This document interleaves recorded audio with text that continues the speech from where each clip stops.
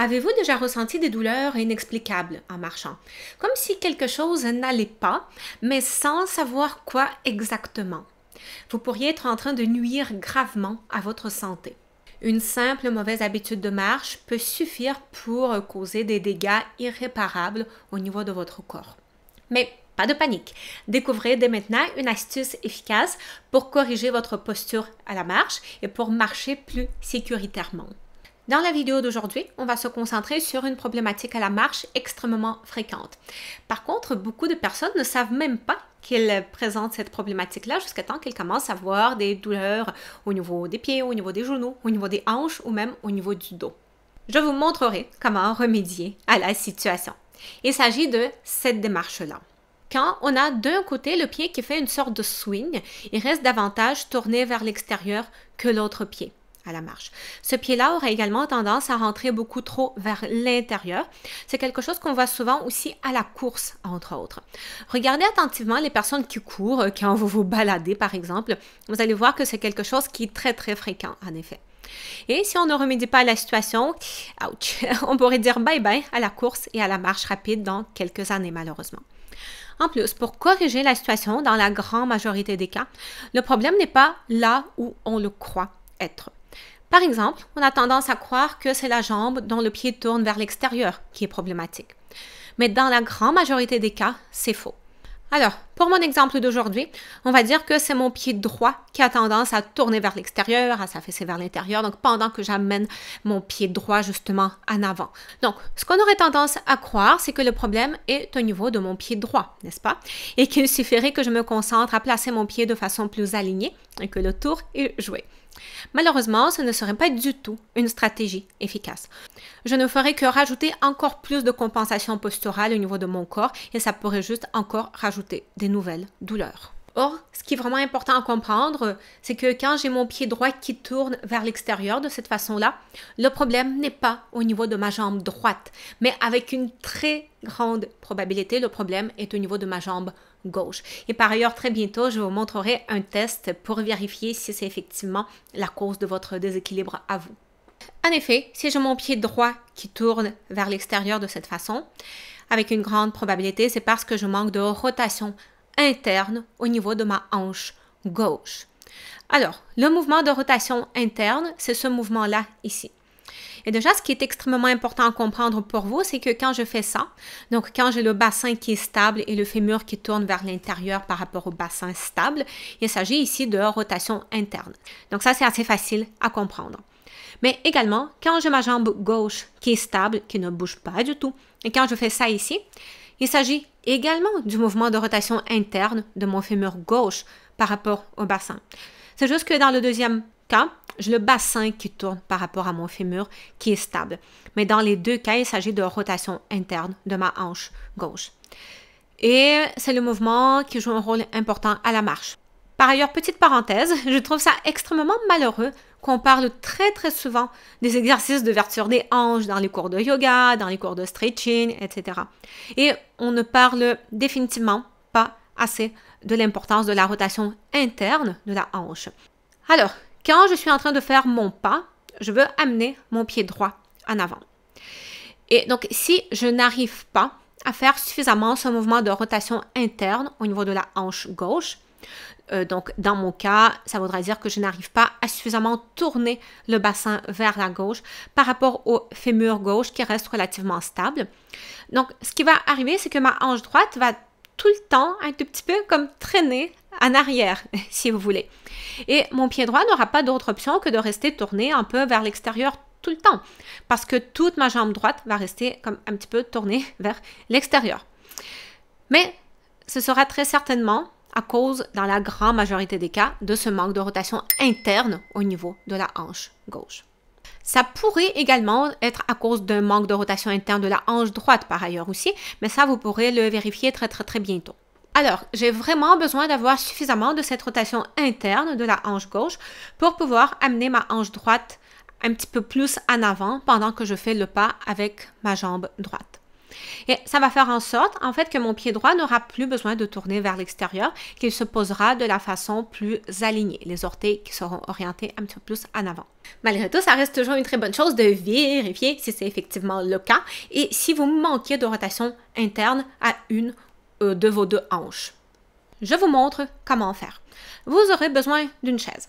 Et le test, ça va être le test qui va se faire sous forme de la posture du guerrier 3 en yoga. Donc, vous vous placez face à la chaise. Il y a un petit peu moins d'1 mètre entre vous et la chaise. Et là, vous allez vous pencher en avant. En même temps, vous décollez une jambe. Vous gardez cette jambe étirée la plus possible et vous gardez la cheville de cette jambe-là en dorsiflexion. Je veux que vos orteils pointent vers le sol. Donc, placez vos mains sur la chaise. Pour l'instant, on n'est pas sur un exercice d'équilibre. On est juste purement en train de vérifier la mécanique de vos hanches. Et là, ce qu'on veut avoir ici, dans cette position-là, c'est de faire en sorte que vos deux hanches se retrouvent assez facilement et naturellement sur la même ligne horizontale. Sinon, vous allez avoir le bassin qui va être en rotation de cette façon-là. Donc, dans mon cas, si je manque de rotation interne au niveau de ma hanche gauche, mon bassin va être tourné de cette façon-là. Donc, c'est comme si la hanche droite va être un petit peu plus haute, un peu plus tournée vers le plafond. Donc, justement, je manque ici de cette rotation interne entre le bassin et ma hanche gauche. Et la raison pour laquelle je vous ai demandé de garder la cheville en dorsiflexion, parce que c'est un indicateur supplémentaire assez intéressant. Parce que si notre hanche n'est pas bien alignée, on va clairement voir que notre pied tourne beaucoup vers l'extérieur. Par contre, dites-vous que le problème n'est pas au niveau de votre pied. Le problème vient vraiment de votre bassin et de vos hanches. C'est pour ça qu'il ne suffit pas juste d'essayer de tourner votre pied pour corriger la situation. Bien évidemment, ce n'est pas comme ça que vous allez remédier à la situation. Là, ce qu'on va essayer de se pratiquer à faire, si vous constatez ces difficultés-là, c'est vraiment de faire une rotation du bassin, dans mon cas, vers la gauche. Donc, la rotation du bassin par rapport au fémur gauche, qui reste toujours stable pour que les deux hanches se retrouvent horizontale. Donc là, ici, je travaille vraiment les muscles qui me permettent de faire de façon plus efficace cette rotation interne de la hanche gauche.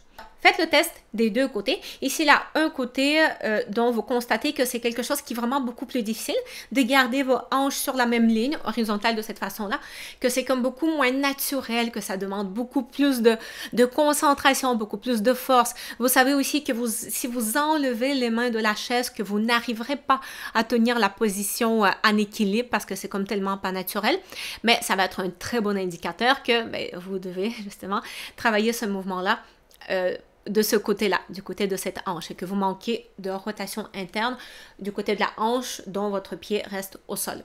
Et dans ce cas, vous allez justement continuer à le travailler avec cet exercice-là. Là, on l'a fait sous forme de test, mais là, vous pouvez continuer à le faire aussi sous forme d'exercice.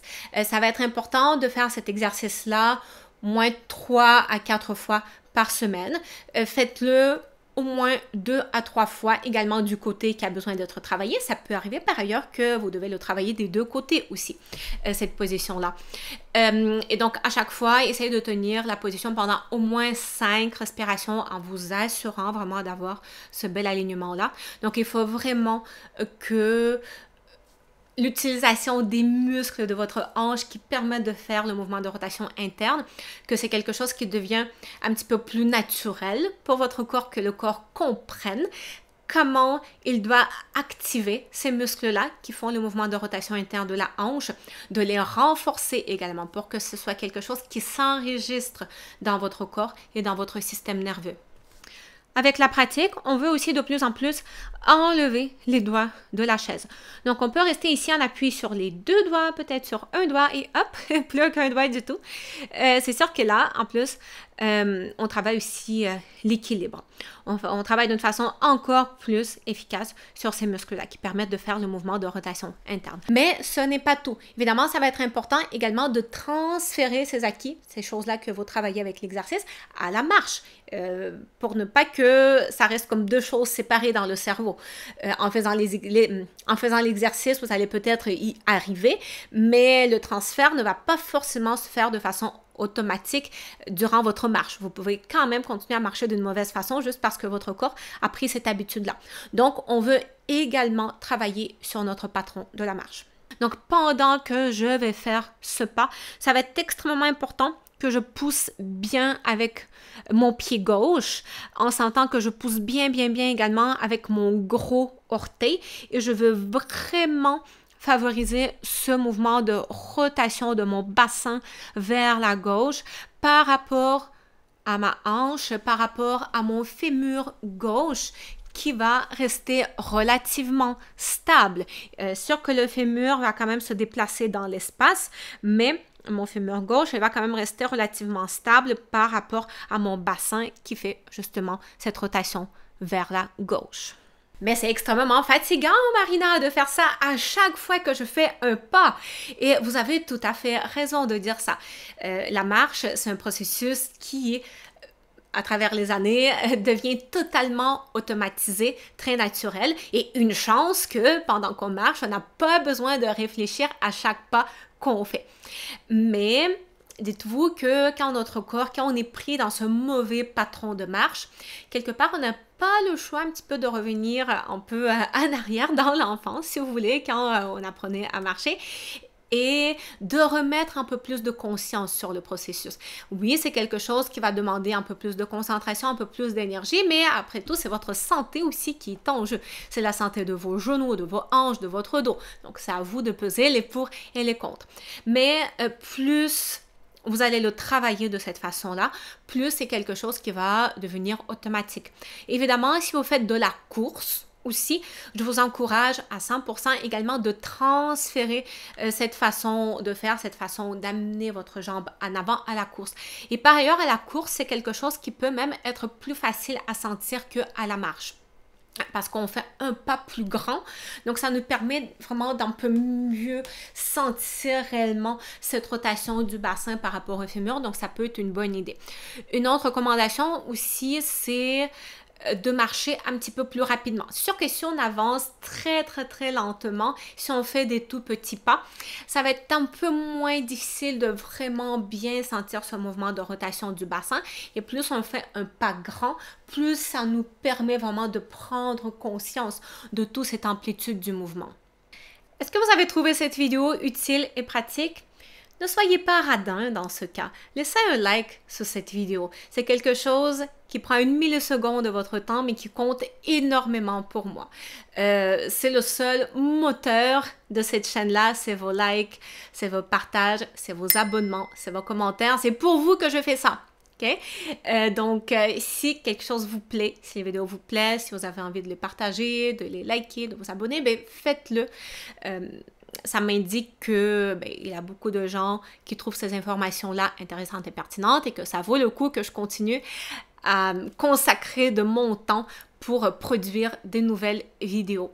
Sinon, bonne chance avec la mise en pratique de cette astuce-là que je vous ai présentée aujourd'hui. Et est-ce que vous présentez d'autres difficultés posturales, d'autres difficultés à la marche plus spécifiquement? N'hésitez pas également de les écrire en commentaire sous la vidéo je prendrai le temps de vous lire et de vous répondre. Ciao!